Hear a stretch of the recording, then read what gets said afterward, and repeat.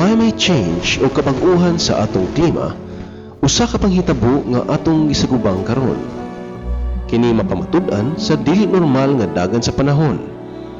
Imo ba kining gakamatikdan? Imo bang nasinati ang mga katalagman nga kahitabo karon? Adlaw-adlaw o minuto-minuto, adunay kabanlas nga yuta sa atong kabukiran, kaumahan, kabalayan o mga dapit tuo sa atong katubigan. Kinilimod sa atong kasayuran og dili kini gakatagaan og pagtagad. Kung magpadayon kini, hinay-hinay kitang mawad-an og pililhong yuta. Kini nagatubang og usa ka kagul-anan nga mahimong makaapekto sa mga nanimuyo niining maanindot nga kalibutan. Trahedya, katalagman, atong giatubang. Nagpakabana ka ba?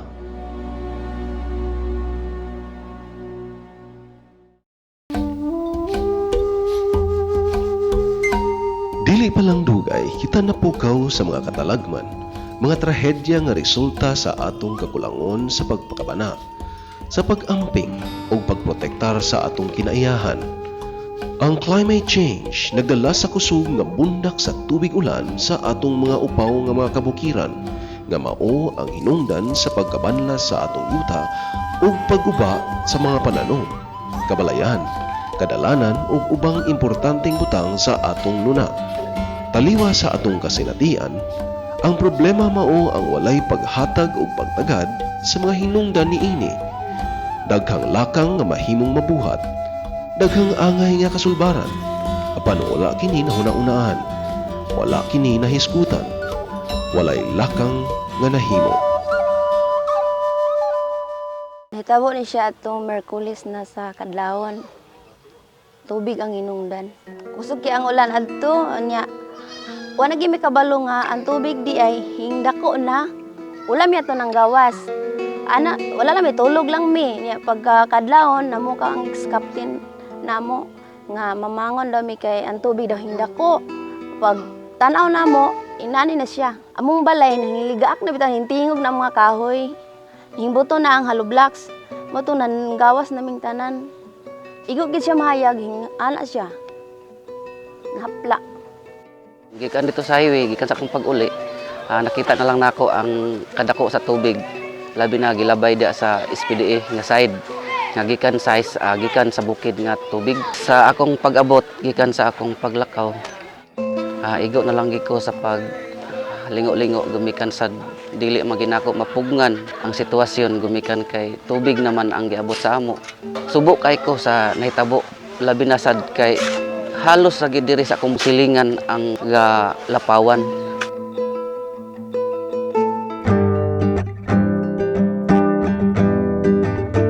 Ang watershed o tubig saluran mao ang kinatibuk ang luna o yuta nga ang utlanan mao ang mga bungtod, tagaytay o mga habong nga parte sa yuta diin ngadto moagi ang dinagayday o agas sa tubig ulan paingon sa mga gagmay nga sapa ug uban pang ginagmay nga mga katubigan.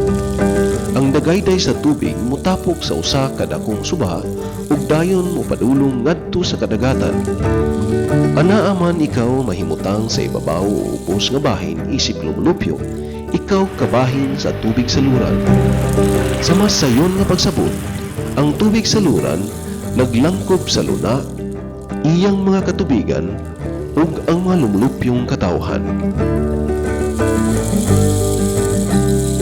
Ang watershed o tubig saluran gilangkuban sa ubay-ubay nga gagmay nga tubig saluran o micro watershed. Usa sa gilantaw nga pagsulbad sa mga problemadong kondisyon sa atong tubig saluran mao ang pagtinabaga natong katawhan para makamugna og mga plano og lakang para sa saktong pagdumala sa atong mga gagmay nga tubig saluran o micro watershed. Daghan ka nato nga walay kasayuran bahin sa tubig saluran ug ang importansya sa maayong pagdumala niini. Daghan ang wala nasayod ug wala naglantaw nga ang pagkadaot sa atong tubig saluran makaapekto sa kinabuhi ug panginabuhi nato karon ug sa henerasyon sa atong mga anak ug sa mga anak sa atong mga anak.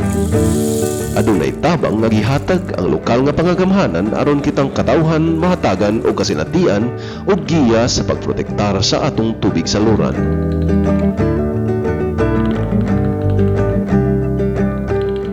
atong tahas mao ang pagdumala sa gagmay nga tubig saluran. Adunay upat ka mga tuktok kung asa kita makabuhat og lakang o estratehiya sa pagprotektar sa atong kinaiyahan, ilabi na sa atong tubig saluran. Mao kini ang atong kalasangan, kaumahan, kabalayan o katubigan. Ang lumulupyo sa ibabaw ug ubos nga mga parte sa tubig saluran adunay mabuhat sa pagdumala sa tubig saluran. Mahinungdanon kaayo ang hiniusa nga pagdumala sa atong tubig saluran kay dako man di ay kaayo kini o dili lang kini kabahin sa atong kalasangan, apil na usab ang atong kaumahan, ang atong kasubaan, ang kabalayan o dinhinasad sa atong kadagatan. Nanginahanglan kini og dako nga kooperasyon o hiniusa nga paglihok sa atong mga lumulupyo ug ang suporta sa atong local government unit. Pinaagi sa pag-adaptar sa mga malahutayon nga teknolohiya ug pagbag-o sa atong kinaiya diin dili nato maabusar ang atong kinaiyahan, matabangan nato ang sitwasyon sa atong tubig saluran.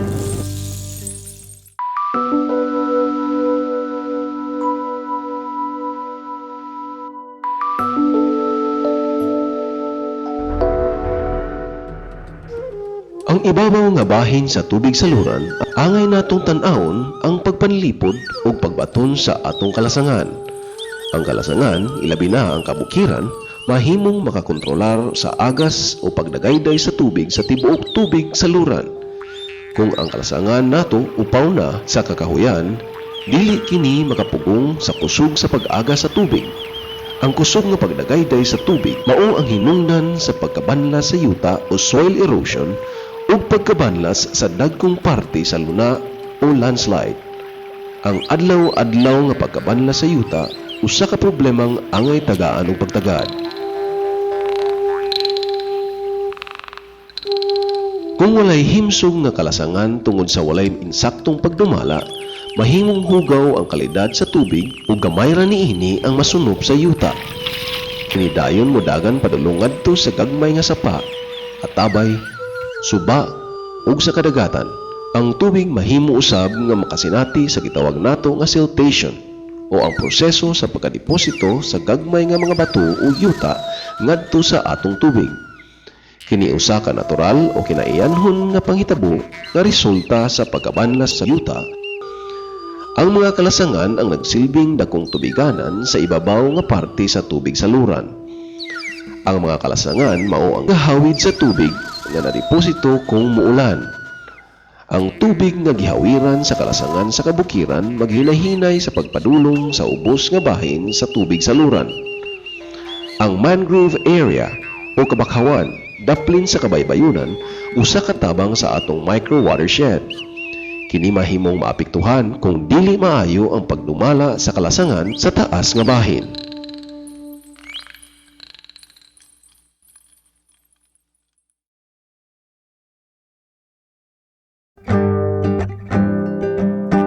Alang sa pagbaton sa usa ka himsog nga kalasangan, kita magtinabangay sa pag-aghat sa atong kaugalingon ug sa atong kasilinganan nga ang pagdili sa makadaot nga kalihukan sama sa ilegal nga pagpaputol og kahoy, ang agrikulturang pagputol ug pagsunog o kaingin ug ang pagputol sa kahoy para himuong uling.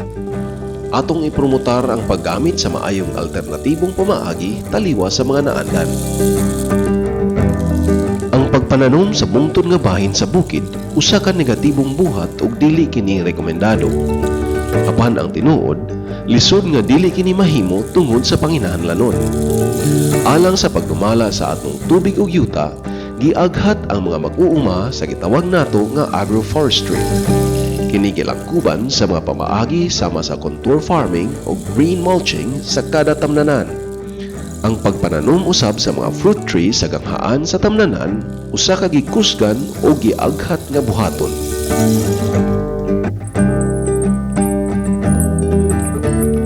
Alang sa atong kasubaan, giaghat ang pagpananom sa mga kahoy ug mga kawayan. Kini nga pamaagi makatabang sa pagpugong sa tubig, ilabi na sa panahon sa kusog nga pag-ulan o baha nga mahimong mopadulong usab sa mga puloy-anan ug tamnanan. Mahimo kitang mulihok alang sa pagpanalipod sa atong mga kabalayan. Ang atong mga kabalayan nang ginahanglan og mga kahoy ug tanom para makatabang nga maubsan ang dagan sa tubig ug yuta. Ang mga gagmay nga tubig ulan gikan sa ibabaw sa atong mga atop mahimong hinungdan sa pagkabanla sa yuta. Ug tungod niini, ang pagmugna og masayon nga pagtigom sa ulan o rainwater collection usa ka dakong tabang. Ang tubig nga matigom niining sandayong sa ulan mahimong magamit sa pagpispis sa atong tanaman, mga tinanom ug uban pa nga pang-adlaw-adlaw nga buluhaton. Angay kitang magpakabana o mulambigit sa pagdumala sa atong tubig saluran tungod kay kung dili, kita duol sa risgo nga mawad-an og tuburan sa tubig sa atong pang-adlaw-adlaw nga panginahanglanon. Ang mga katawhan na nimuyo sa ibabaw o ubos sa bahin sa tubig saluran angay nga magtinabanga. Ang paglunsad og IEC o Information Education Communication nga mga kalihukan makatabang sa pag-awhag sa katawhan nga molihok og mulambigit. Kung walay maayo nga dagan sa taas nga bahin, ang anaa sa ubos nga bahin dili manimuyo sa kahapsay. Sama pa sa giingon sa isa ka inahan sa barangay Baybay. Dili kami makatulog basta muulan, adunay dako nga puruhan nga kami mabahaan.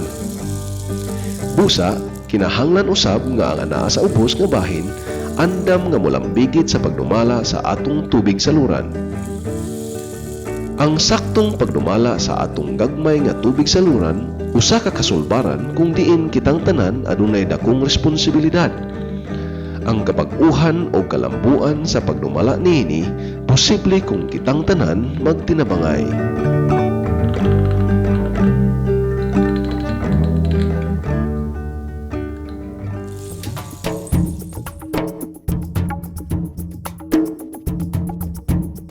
Aron makita sa katinuddanan ang pagdumala sa watershed o tubig saluran, ang Project LSEM nagahatag og dakong pagtagad uban sa tabang sa lokal nga pangagamhanan.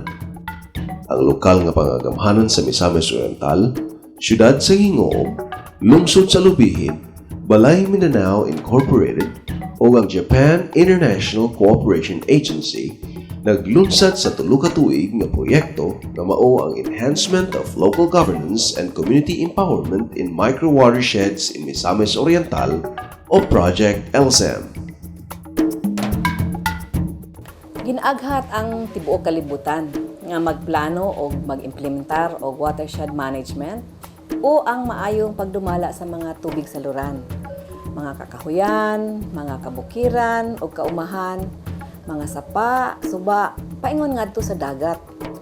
Kinahanglanon gayud kini nato labi na sa mga huyang nga mga nasod sama sa Pilipinas, nga archipelagic or grupo sa mga isla. Labi na karon nga ni anagayod ang epekto sa climate change. Ato kining himuon dinhi sa Misamis Oriental, pagsugod pinaagi sa Project LSEM o ang Enhancement of Local Governance and Community Empowerment in Micro Watershed in Misamis Oriental.